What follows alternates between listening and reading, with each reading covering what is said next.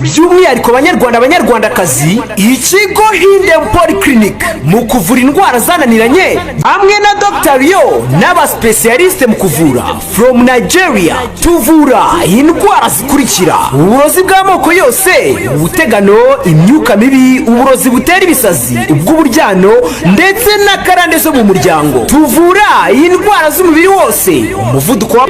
Indi specialite, dutanga umuti utuma umugabo wawe cyangwa umugore wishakiye ataguca inyuma. Ku bagore n'abakobwa babuze amavangingo, nitwa Gisubizo. Ku mugabo bafatiriye ujya gutera akabarira akabura ubugabo bwe, nicyo gihe ngo tumusubize agaciro mu muryango we. Ku bindi bisobanuro waduhamagara cyangwa ukatwandikira kuri nimero ubona kuri screen yawe. Ivuriro Hidden Polyclinic, gira ubuzima bwiza.